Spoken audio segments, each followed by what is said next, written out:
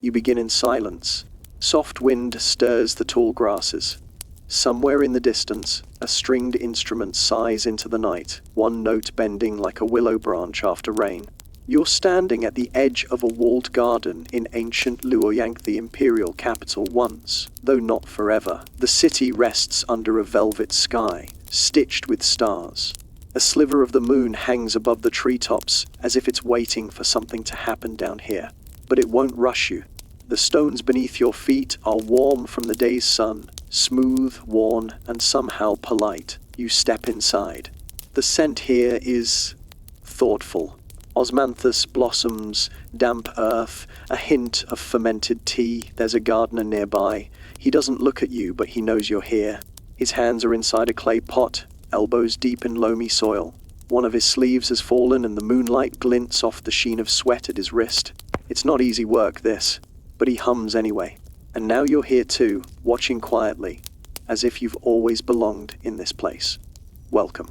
And if you're hoping to stay awake long, fair warning, you probably won't make it through this day.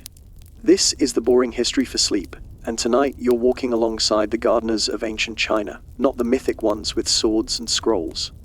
Just the ones who wanted their ponds to catch the moon just right. If your eyes feel heavy already, we understand, but if you can, gently tap that like button. It helps this little garden stay open for others. And tell us in the comments where you're watching from and what time your moon is out. Now let's ease into tonight's journey. The gardener places the pot beside a smooth stone basin. He stands slowly, stretching his back with a quiet groan. A frog chirps somewhere under the lily pads. It's the year 728 CE. You're in the middle of the Tang dynasty, a time of poetry, peace, and if court rumors are true, a small yet constant crisis involving moonlight, mirrors, and lotus placement. You follow a gravel path that crunches gently underfoot. On your left, bamboo leans towards you with just enough grace to seem intentional. On your right, there's a pond, so still it makes you question whether it's water or polished bronze. A single carp swims through the reflection of the sky. Gardens here aren't just places to grow things, they're philosophical puzzles. Every rock is placed with purpose, every tree chosen not just for its leaves, but for what it does when those leaves fall.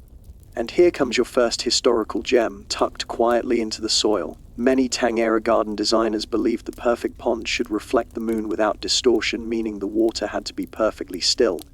And the placement of nearby objects had to avoid even the faintest ripple. To be clear, this wasn't just aesthetic fussiness, it was spiritual architecture. The moon was a symbol of cosmic order, balance, and a deeply poetic loneliness. If it shimmered crooked in your pond, well, perhaps your life would too. The gardener taps the edge of a stone with his sandal. A small ripple curls outward. He frowns. That won't do.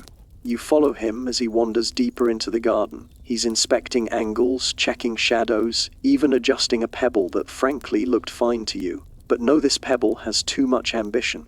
It's casting a bold little shadow into the water. A rebellion in miniature. Historians still debate. The wind seems to whisper through the pine branches, whether Tang gardens were meant more for meditation, status, or celestial alignment. But in practice, it was probably a bit of all three, and a very good excuse to spend decades arranging rocks. Now you hear a rustle behind the wall. A young student poet is rehearsing a verse about plum blossoms and heartbreak. He stumbles over a line, repeats it, then sighs dramatically, as if plum trees personally wronged him. The gardener rolls his eyes. You pretend not to notice. You settle on a bench made of polished stone, its surface cool and patient. The sky is turning a deeper shade of blue now, a velvet that even the ink makers would envy. A paper lantern floats by on a breeze shaped like a lotus, glowing faintly from within. You lean back. The wind brushes your cheek. Somewhere nearby, a zither plucks 5 soft notes.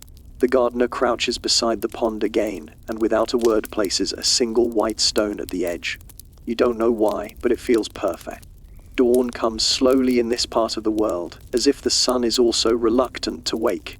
The sky turns from indigo to a sleepy kind of lavender, the color of steamed taro and forgotten robes. You stretch without realizing, and your joints echo the rhythm of bamboo creaking in the breeze. The gardener's already up, of course. He's been awake since the tea kettle whistled its second time. He doesn't drink the first boil, it's too sharp. You watch him pour that out on the roots of a crooked pine, muttering something under his breath about generosity. Today is a pruning day, but not just any pruning. This is quiet pruning, a tang practice where gardeners would trim trees in complete silence, often after consulting astrological charts. The idea? To avoid startling the tree. Startling the tree. You raise an eyebrow, and the gardener glances at you with the faintest grin. You talk to your houseplants, his silence seems to say. Let us have this. He snips a branch. Another. He pauses to consider a third, then shakes his head. That one gets to live another season. You feel like you're watching a drama unfold between leaves. You walk along the eastern path now, where the garden opens to the scholar's courtyard. There's a stone tablet here, engraved with verses no one has read in 200 years. A cat naps on it. The cat doesn't care. The cat is deeply spiritual. You crouch to read the inscription, but your attention drifts. There's a breeze. The paper lanterns above you bob gently like sleepy fireflies. A bell chimes in the temple beyond the garden wall. Your second obscure fact tiptoes in here. Some Tang Dynasty gardeners would hide wind chimes in their trees not for decoration, but to signal intrusions of restless energy. Too much chiming, and the pond wasn't ready for the moon. It's both charming and, frankly, a great way to keep nosy relatives out. You circle back toward the center, past a rock that looks suspiciously like a reclining poet. Some say that was intentional. Others claim it was nature's joke. Either way, the rock is now a registered cultural relic with a personality no one quite agrees on. There's a soft splash near the pond. The gardener tosses a handful of something into the water. Seeds, petals, reflections. It's hard to say, but the carp seem pleased. Now he's humming again. A low tune with no lyrics, unless you count the occasional grunt when he bends too far. And that's when he finally speaks. People think we plant for beauty, he says without looking up. But we plant for timing. You nod, as if you understand. You don't. Moonlight hits this water, he adds, gesturing to the pond. Once every 12th evening. If the lilies bloom a day too early, he trails off. The silence is louder than the sentence. You get the sense this happens often, not just the lilies blooming off schedule, but life not aligning. The gardener smooths the soil around a young lotus with the back of his hand. Some things we can't rush, he mutters. Then under his breath, especially the moon. You sit with that for a while. Far in the distance, a servant lights incense in a pavilion. The scent creeps over the walls like a memory you didn't know you had. Sandalwood and dust, with just a note of rain. You trace your steps back to the stone bench. The wind's picked up slightly, rustling the leaves with soft whispers. The garden feels both alive and asleep at once.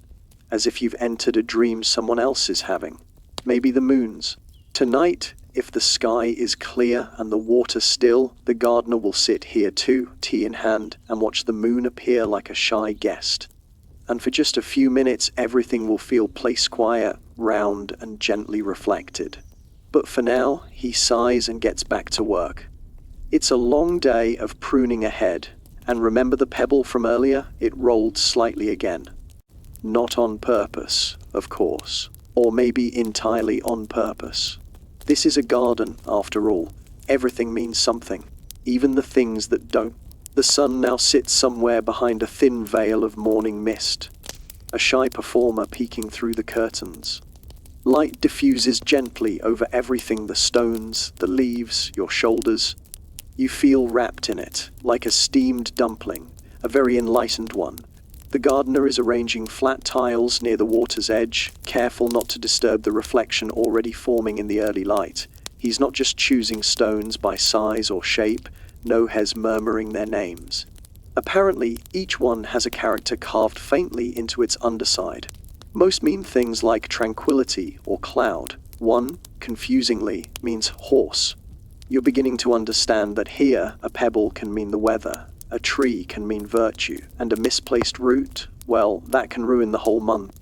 The path curves now around a row of scholar trees. Chinese scholar trees, or Stiphnalobium japonicum, were prized not for their flowers but for how their shade looked in late afternoon. This allegedly helped with contemplative writing. Of course, it also helped keep the tea from boiling over. Beauty and practicality are not mutually exclusive, especially when one's scrolling costs more than a small pig. A woman appears. She's wrapped in soft green silk, her sleeves long enough to swaddle a mid-sized goose. She's carrying a wide basket filled with smooth river stones. Her task? Replacing every rock that no longer feels emotionally balanced. You think this is a metaphor? It is not. The gardener greets her with a nod. She grunts in return, already scanning the garden like a general at war. Her eyes narrow at the small, rebellious pebble from earlier. She lifts it, sniffs it, frowns, and places it back upside down. Justice is swift. You follow her as she moves rhythmically through the paths. She hums something old. She walks past the carved rock from yesterday. You notice she tips her head slightly in respect. The cat still sleeps atop it. The cat does not return the favor. Historians still debate. Someone mutters into the breeze whether the women who maintained these gardens were servants, artists, or spiritual stewards. The truth, as usual, is probably yes to all three. You turn the corner into a part of the garden shaded by tall parasol trees. The air is cooler here, and the silence deeper. In the center stands a circular moon gatione of those iconic stone arches with no door, just space. It frames the garden beyond it like a living scroll painting. A few leaves drift through it lazily. And here it comes, your third delightful discovery of the day. Some Tang Dynasty gardens were designed to be walked through in strict poetic sequence, each section representing a stanza, each turn of the path a line break. You wonder if you've already walked through someone's forgotten sonnet, possibly twice. The woman sets down her basket near a row of ornamental cabbages, luxury items back them, not just something sad you leave on your plate. She crouches, she listens. You don't know what she hears, but she nods, then gently adjusts a stone just 3 inches to the left. You swear the garden exhales. It's mid-morning now. Somewhere, someone is playing a soft flute. The air smells like old wood and something floral you can't name. The pond water looks like silk draped across glass. You're not sure how long you sit there, watching nothing happen. But somehow, it's everything. By now the sun has risen fully, though it doesn't seem in any rush. The gardener's hat-woven reeds, slightly dented on one side, casts a sleepy shadow across his face as he leans over a low tray of moss. He's been cultivating this moss for years. He says nothing, but his hands are reverent. Moss, it turns out, is the slowest form of ambition. You walk to a nearby stone platform where a small tea pavilion stands. Its eaves curl like dragon whiskers, though no one here is being dramatic about it. A breeze drifts through the slatted windows, stirring loose pages of calligraphy that someone definitely left out just to look impressive. You sit. Your legs thank you. And now a tray arrives, carried by a young apprentice in blue robes. She bows slightly, then sets down a clay teapot, 3 cups, and a dish of round, pale snacks that look like polite dumplings. She doesn't speak. She doesn't need to. This tea ceremony isn't for conversation, it's for noticing things. Like the way steam rises from the cup and curls toward the rafters, or how the glaze on the pottery glimmers just slightly when the sun hits it. You sip. It tastes like leaves remembering rain. The apprentice places a stone beside your cushion. It's warm. No reason is given. You nod solemnly anyway. Here's your historical moment for this chapter. Tang Dynasty tea ceremonies were deeply tied to garden culture, not just in placement, but in mindset. The goal was to drink in silence, to taste the stillness of the surroundings. Yes, you are literally sipping tranquility. A large butterfly lands on the tray. No one moves. The apprentice just watches it, then plucks a single petal from her sleeve and places it beside the insect, as if offering it a menu. The butterfly declines politely and floats off. It has things to do. Now for your obscure tidbit. Some aristocratic gardens kept specific species of insects, including crickets and fireflies, for their emotional resonance, not for sound or light, but for what they made you feel. A quiet reminder that life flickers, sings briefly, then disappears. You shift your gaze to the pond again. It's changed ever so slightly.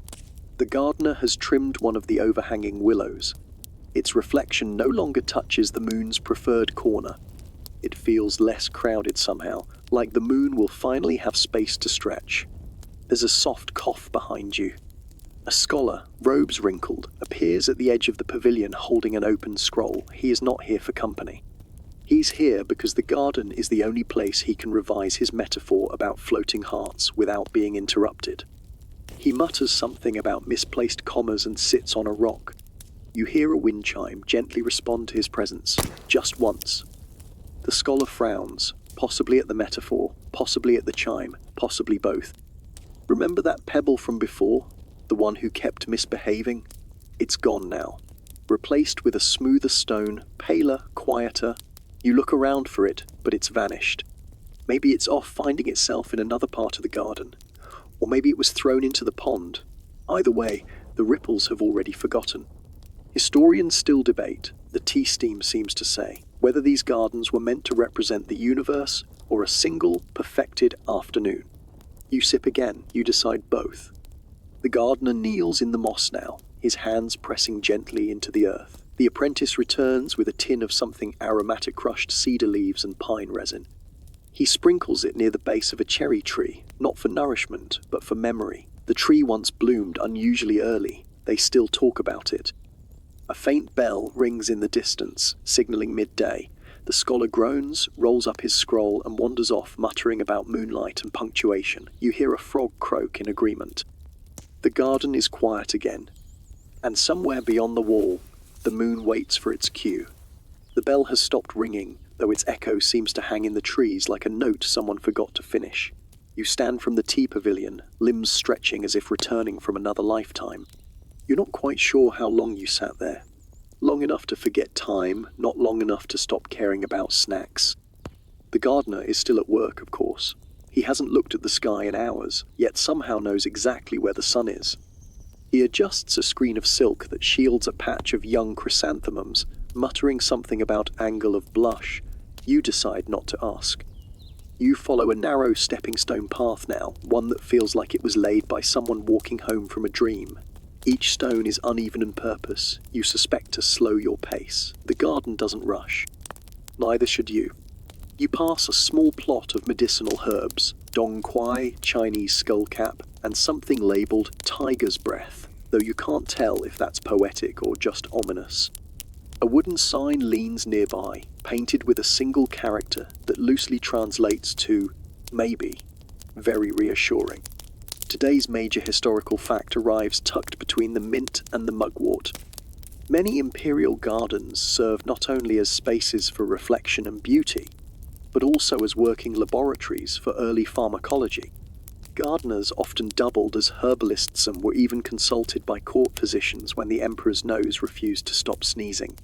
You peer at a patch of glossy green leaves, carefully trimmed into the shape of a gourd. That's not for decoration. The shape represents harmony in traditional medicine, or indigestion, depending on context. The wind picks up for just a moment, rustling through the silk awning above you. A scroll tied to a post flutters open slightly. You catch a glimpse of painted fish swimming upstream.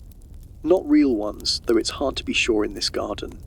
There's movement at the edge of the trees, a young boy chasing a paper kite shaped like a crane. His robes are too long, and he keeps tripping, but he's laughing anyway. His mother watches from under a mulberry tree, sipping tea like it's the only thing in the world that matters. You feel something warm rise in your chest, possibly tea envy, possibly nostalgia. And here's a little-known cultural tidbit for your collection. Some Tang Dynasty children were given miniature garden plots to care for as a form of early moral training, much like modern goldfish, but with more dirt and philosophy. These weren't just chores. They were invitations to shape the world, one leaf at a time. The boy's kite loops once, then gently crashes into a bush shaped like a turtle. No one panics. A gardener appears, dusts it off, hands it back. The bush doesn't mind. It's been through worse. You turn toward a quieter corner of the garden now, one less travelled. The path narrows, flanked by tall reeds and a hint of mist rising from a hidden stream. There's a stone bench here lower than the others, made for resting legs that have nowhere else to be. You sit. The stone is surprisingly warm. It feels like the garden is holding your weight not just physically but emotionally, as if it understands you've carried something here. Tired thoughts, loose memories, odd dreams about gardens that speak. The breeze softens. A bird trills gently in the canopy above. The pond is not visible from here, but you sense it, like the moon knows you're watching, even behind the clouds. Somewhere to your right, a wind chime sings just once, and then everything is still again. By mid-afternoon, the garden has changed again, though you wouldn't notice at first glance. That's part of the magic. Nothing seems to move, yet everything is subtly rearranging itself.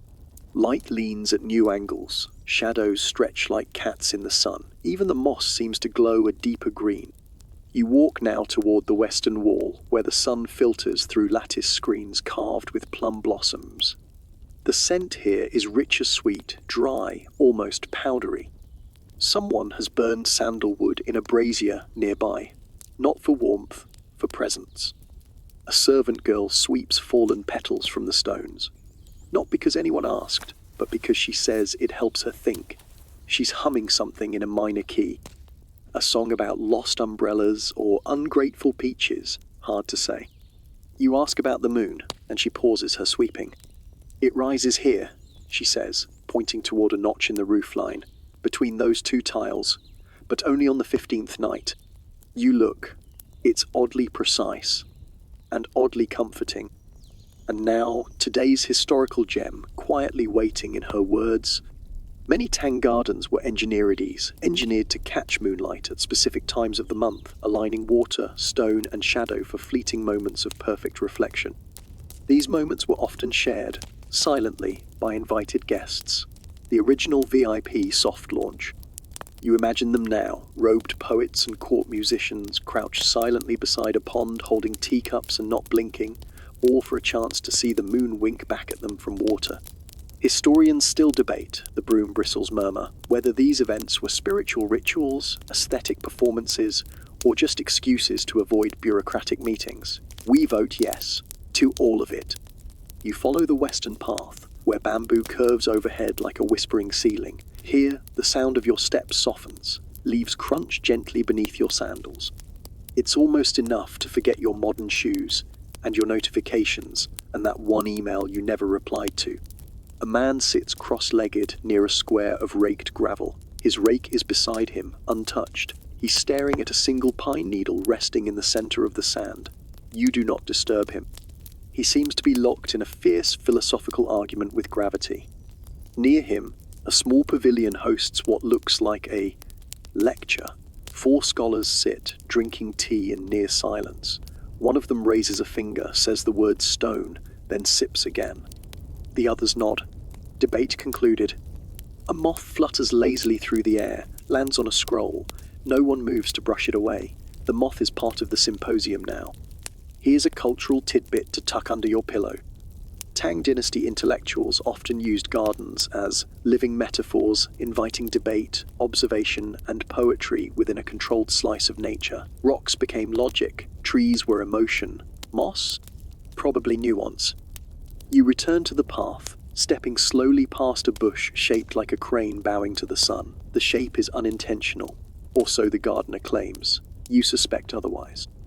You find yourself near the main pond again. The light has shifted. The water no longer reflects the sky, it reflects the tips of pine trees. Still, the surface is smooth as lacquer, disturbed only by the occasional bubble. Or dream. The gardener is here, of course. He's examining a new arrangement of flat stones, adjusting them by fractions of an inch. You ask him what he's doing. Trying to make the moon feel welcome, he says without looking up. You nod. It makes sense. Hospitality isn't just for people. The garden settles once more, a soft breath in, a softer one out. You sit by the water's edge, arms wrapped loosely around your knees. Somewhere behind you, the broom begins sweeping again. The gravel man hasn't moved. The moth has fallen asleep. And the moon, though still invisible, feels very close. The sun has begun its slow descent behind the hills, casting long amber fingers across the garden walls. Shadows stretch gently now, as if even they are reluctant to say goodbye to the light. The trees rustle with quieter confidence, and the air smells faintly of jasmine and warm stone. You're back near the main pond, though it feels different, more hushed, more expectant. The air smells like pine needles, and something else or something, almost like longing. Or maybe grilled chestnuts. Difficult to say. And now, tonight's garden mystery. In Elite Tang Gardens, the arrival of the moon wasn't simply observed, it was orchestrated. Trees were placed not only to allow moonlight, but to filter it. Moonlight through pine, reflective. Moonlight through peach blossoms, dreamy. Moonlight through bamboo, sliced like memory. You find a bench near the secondary pond, the quieter sibling of the main one. This pond is surrounded by stones shaped like old musical instruments. Not precisely shaped, just suggestively so. Enough that the wind seems to strum them in passing. A small girl appears, tiptoeing along the edge with a lantern in both hands. Her job tonight is to light the 3 reflection lanterns set beside the stillest part of the water, not to see by, but so the moon, when it arrives, will see herself. She lights the first, then the second. She hesitates at the third, then moves it just slightly before lighting it. The angle matters. Reflection requires precision, or at least intention. You hear the gardener whisper from across the path. It's close. He's not talking about the girl, or the lanterns. He's talking about the moon. And here's your obscure cultural moment to slip into your pillowcase tonight. Some Tang Dynasty garden planners believed that moonlight was a seasonal spirit, not merely a light, but a guest who changed mood depending on how you welcomed her. Loud fountains, she'd shy away.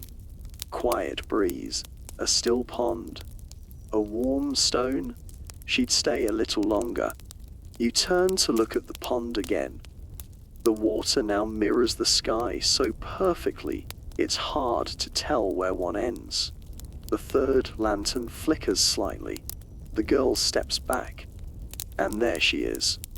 The moon, not high, not proud, but soft, gentle. She hovers just above the edge of the water. Her reflection lands perfectly between the stones, precisely where the gardener placed them this morning. A quiet little miracle that no one claps for. You glance at the gardener. He nods once. His version of applause. Historians still debate. The water seems to whisper whether the moon was the goal or just the reward for paying attention. You stay there a while.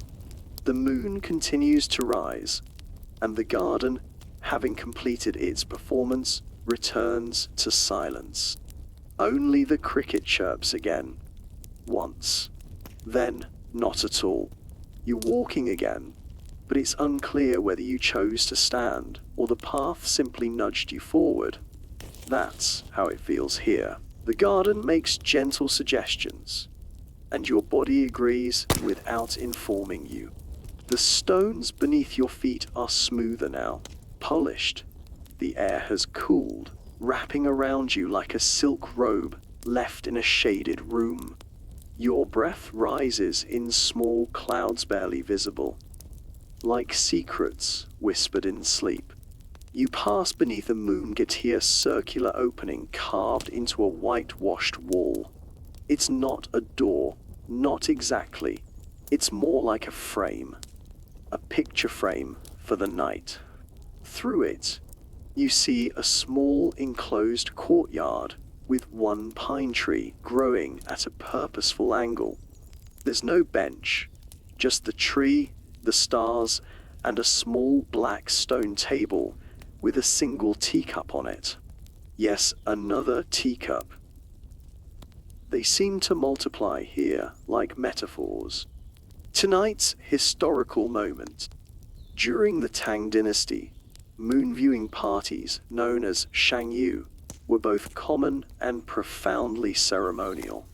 Scholars, poets, and garden keepers gathered not to chat, but to observe. The goal was not conversation, but connection with the moon, the water, and ideally, one's own better self. You sit at the edge of the courtyard, back resting against a cool wall. The pine needles catch the moonlight and toss it between their branches like something weightless. A breeze threads through them, slow and respectful. You begin to suspect this entire garden is a slow-motion performance. From somewhere beyond the wall, you hear a lute being tuned, not played, just tuned. As though the musician is warming up, not for the guests, but for the moon herself. A soft rustling to your right. It's the gardener again. He's holding what looks like a scroll, but when he unrolls it, you see it's a thin sheet of muslin stretched tight over bamboo. A moon screen, painted with gentle brushstroke sewn mountain, one crane, and a single orb in gold leaf ink. He props it up beside the pine, not to block the view, but to suggest another way of seeing. Time for tonight's peculiar tidbit. Some moon viewing ceremonies included shadow drinking, where guests would raise a cup, toast the moon, and drink only the moon's reflection, leaving the actual wine untouched. Apparently, the act of reflection was more intoxicating than the alcohol itself. You try it with your own cup of something warm and vaguely floral. You lift it slowly, angle it just right. There she is, again the moon, pale, round, still slightly shy. You nod to her and sip just the edge. Historians still debate. A distant cricket insists whether this was spiritual communion or just an early form of sophisticated abstinence. Either way, it works. The courtyard fades to velvet. Even the pine tree seems to breathe slower now, and the tea, somehow, tastes like silence. You're back near the path, but everything looks different. The garden has become a mirror of itself, lit only by the moon and the slow exhale of amber lanterns. It's quieter than quiet, a hush with personality. You notice a stone bench carved in the shape of a reclining tiger, its back smooth and cool to the touch. You sit down without thinking. The bench accepts you, like a cat finally tolerating your presence. Directly in front of you is a carefully composed arrangement of 3 rocks, 1 shrub, and what looks like a small, deliberately empty space. It's not a mistake. It's a pause, a sculpted breath. Tonight's historical highlight. Tang era gardens were not only physical spaces, but philosophical landscapes. Every stone, tree, and pond symbolized something. Balance, journey, humility, the patience of moss. To walk through a garden was to walk through a living poem. You didn't need to understand to feel. A frog chirps nearby. A real one, not a metaphor, though you suspect even he understands his role in this night's composition. A soft crunch of gravel alerts you to the presence of the apprentice again. She's carrying a tray of round objects-deni spheres made from polished rice flour and filled with black sesame paste. She places one on a lacquered leaf and offers it to you. You take it. It's sweet, warm, and strangely weightless. You chew slowly, not because it's difficult to eat, but because it's difficult to leave behind. And now for your peculiar detail of the night. In certain Tang gardens, mooncakes weren't eaten but placed on reflective surfaces to see which way the shadows fell. If the shadow curved inward, it meant harmony. If it leaned outward, It meant the moon wanted solitude. People believed she spoke through the geometry of desert.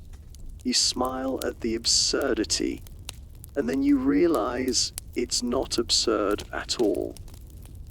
You watch the reflection of your own mooncake in the polished surface of the stone table. The shadow is almost symmetrical. The moon is in a forgiving mood tonight. The gardener appears one final time, now without tools, without purpose, except to sit. He lowers himself onto the edge of the stone platform, crosses his legs, and says nothing. His silence is fluent. Together, you sit, not as strangers, but as people who've both spent a whole day. Historians still debate. The frog croaks softly, whether these gardens were meant to distract the mind or return it home. You lean back. You exhale. The moon climbs higher. The stars blink like they're trying to remember your name, and the garden waits for no one, but welcomes everyone. Even you. You wake without waking.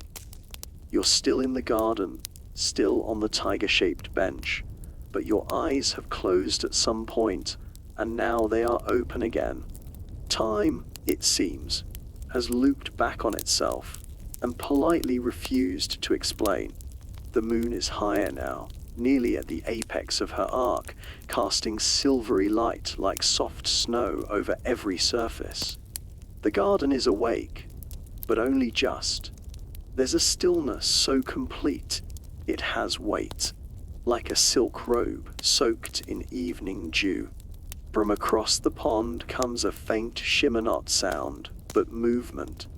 A ripple begins where the water meets a patch of lotus leaves. Something or someone is rowing a narrow wooden boat, barely disturbing the mirrored surface. Tonight's featured historical truth. Elite gardens during the Song dynasty, which followed the Tang, often featured small canals and shallow ponds designed for floating lanterns or even drifting teacups. Scholars would sit in boats and write poetry, passing paper from one boat to another, like sleepy messengers of thought. The boat in front of you now glides silently. In it sits an old man, probably a poet, though he doesn't seem in a rush to prove it. He trails his hand in the water and watches the ripples reach out and touch the edges of the garden like fingers checking a pulse. You shift your weight, and the tiger bench creaks softly, forgivingly.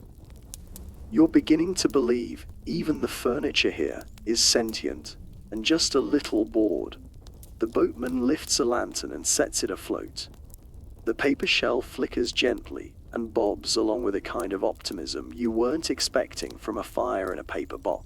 It passes by a clump of reeds, then circles a patch of duckweed that looks suspiciously like it has a personality. Your peculiar tidbit for this part of the evening. Some Chinese gardeners believed that certain flowers, namely the night blooming seriously, opened more beautifully when they sensed the presence of an audience. People would gather quietly and wait. If the flower refused to bloom, they would try again the next night, wearing different robes, just in case.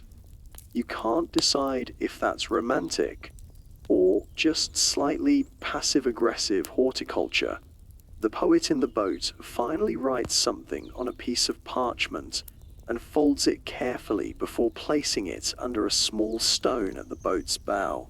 You assume it's a poem, but you'll never know. This garden, after all, respects privacy above all else. Historians still debate, whispers the moon across the pond, whether these floating poetry nights were genuine rituals or just very elaborate excuses to avoid guests.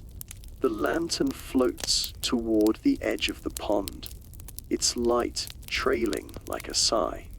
You lie back against the tiger's haunch, and the stone is cool and grounding. And somewhere nearby, A flower is trying to decide whether you're worth blooming for. You leave the bench and continue down the gravel path, which now crunches a little louder, just enough to keep you awake for this next chapter, but not so loud that it's rude. The garden has subtly rearranged itself again. What was once a pine grove has become a bamboo walkway. The stalks rise like pale green columns, swaying slightly in the breeze, brushing against each other with a sound like parchment pages turning in an empty library. You run your fingers along the leaves. They shiver politely and go back to their whispering. Tonight's major historical nugget.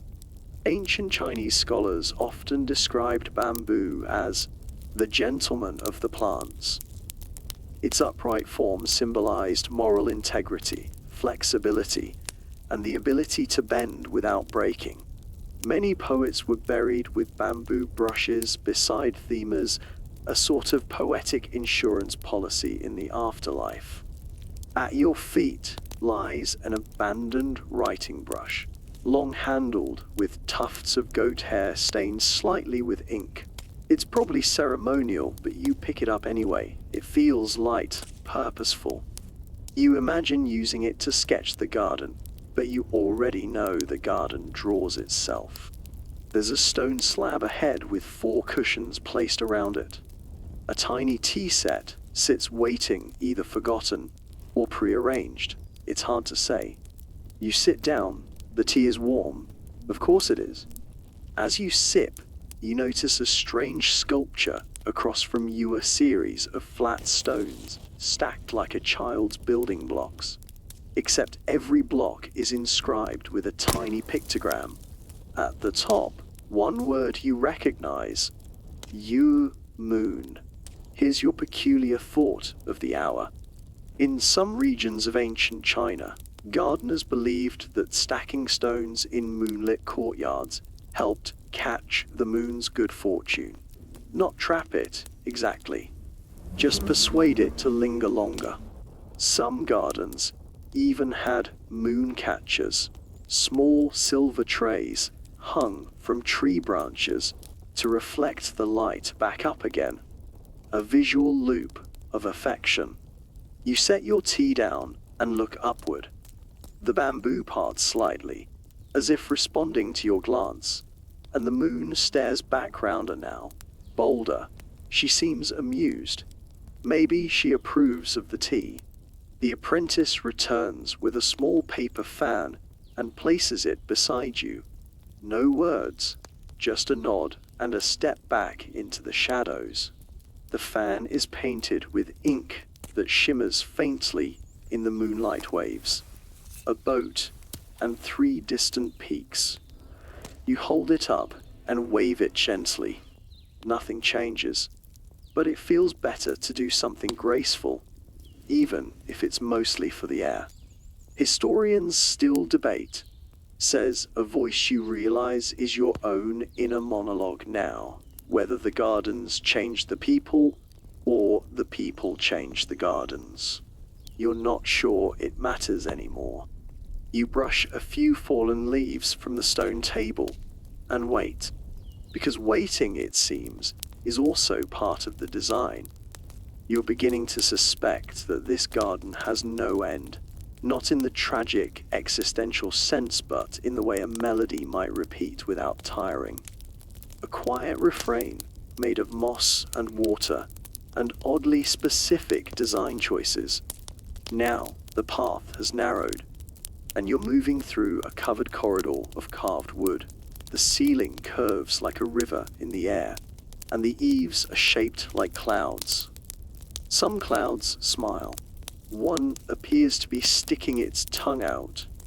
You suspect the carver may have had a long week. Your sandals click softly on polished stone. It's a rhythm that keeps time with the slow breathing of the night. Another historical moment to lean on like a low wall. During the Ming Dynasty, covered walkways called lang were designed not just to protect garden visitors from rain or sun, but to frame specific views, like paintings you can walk through. The art wasn't always in the gallery. Sometimes the gallery was the art. You pause to look through a circular opening shaped like a peach.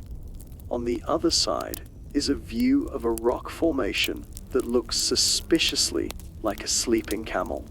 Nearby, a plum tree leans in, like it's whispering a secret into the camel's stony ear.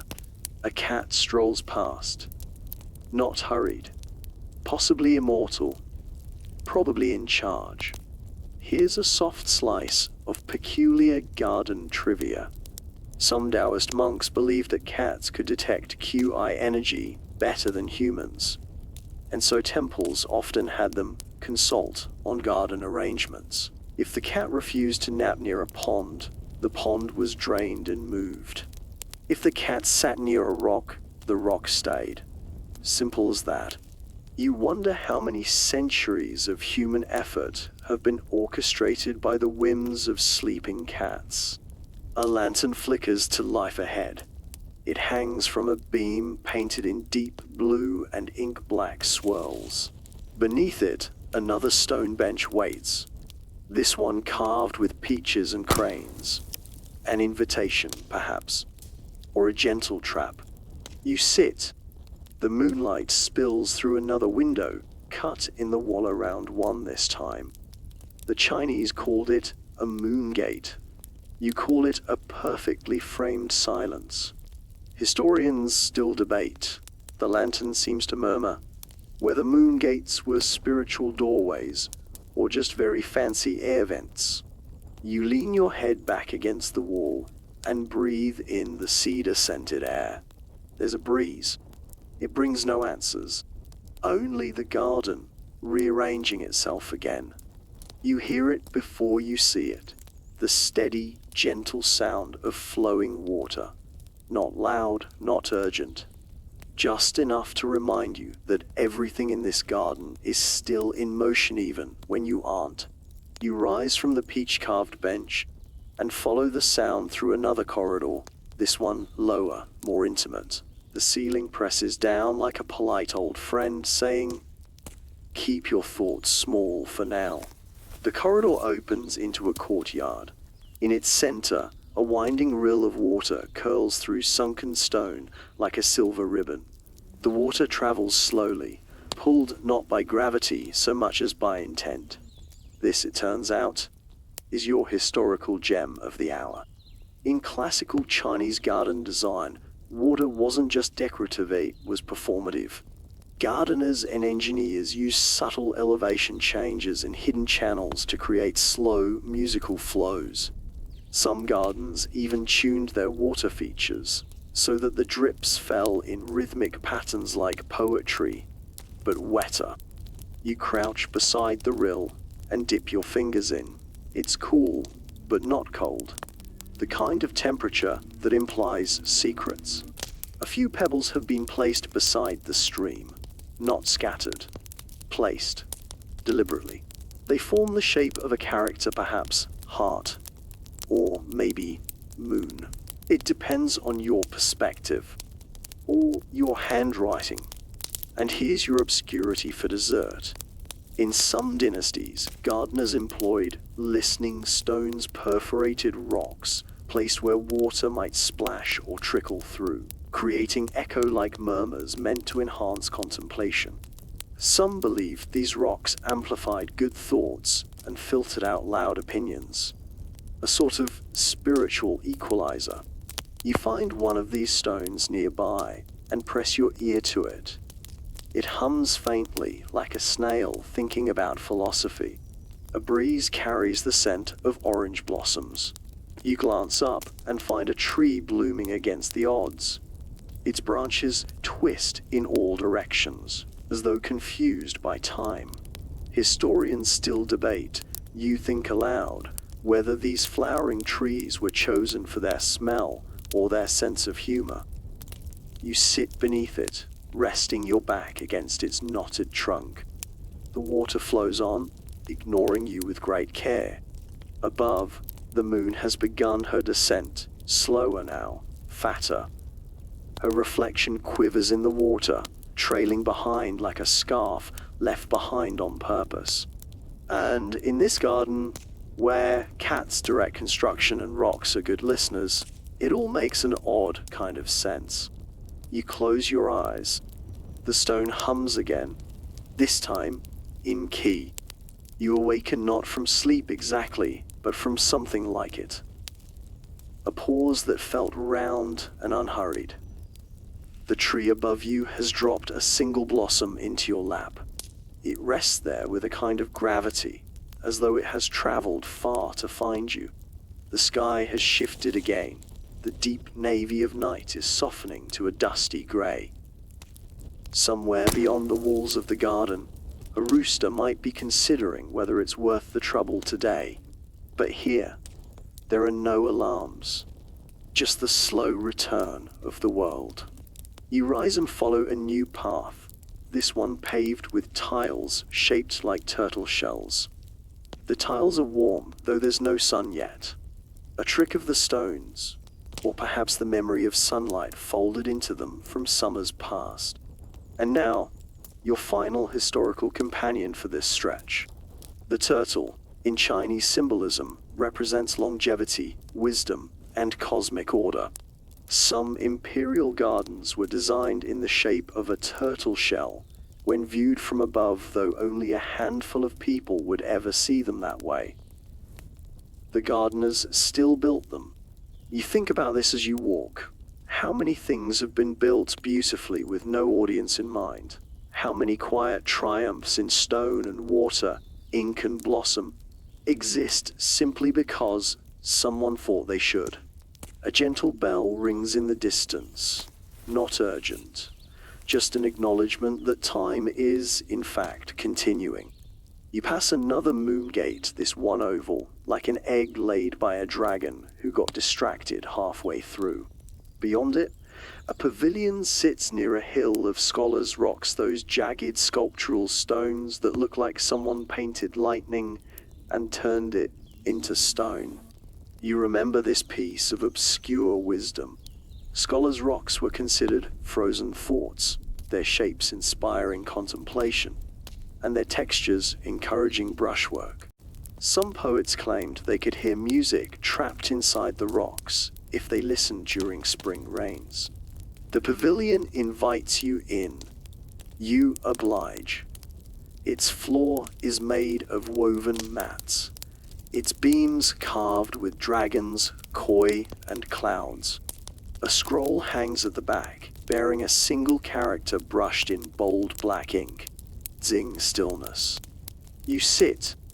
A light mist begins to fall outside, soft as sighs, silent as forgotten names.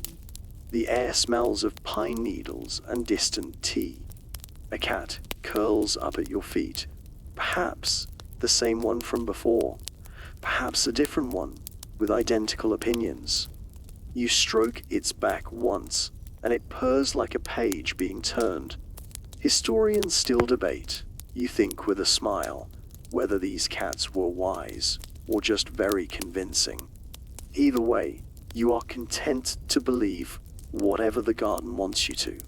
The light has changed again. Not quite dawn, but the moment before it, when the sky holds its breath, and the birds haven't yet remembered how to sing. You step from the pavilion, guided now not by paths, but by instinct. The garden seems to fold around you, gently ushering you toward its edge or perhaps its beginning. You pass the place where the tiger-shaped bench once sat. It is no longer there. In its place is a low patch of moss, damp and blinking with dew. You take one last turn and arrive at the gate. It's smaller than you remember, more delicate. A simple wooden frame, with an arching lintel carved to look like wind. Your final historical image to tuck beneath your pillow. In some classical Chinese gardens, the exit gate was intentionally narrow and low, requiring visitors to bow slightly as they left, whether out of respect or humility. A symbolic return to the wider world, a soft reminder that the world outside should be entered with care. You bow, not because you have to, but because it feels right. Outside, the path is blanketed in a thin fog, and the horizon is beginning to glow. In your hand, the fan from earlier. In your pocket, a single smooth stone that somehow followed you. Behind you, the garden remains. It does not vanish. It does not call you back. It simply continues on its own terms, in its own time. Historians still debate. You whisper, whether these places ever truly existed. And somewhere in the mist, the moon answers with silence. You walk on. The dream holds. Sleep, if it hasn't already, will find you now. And it will be gentle.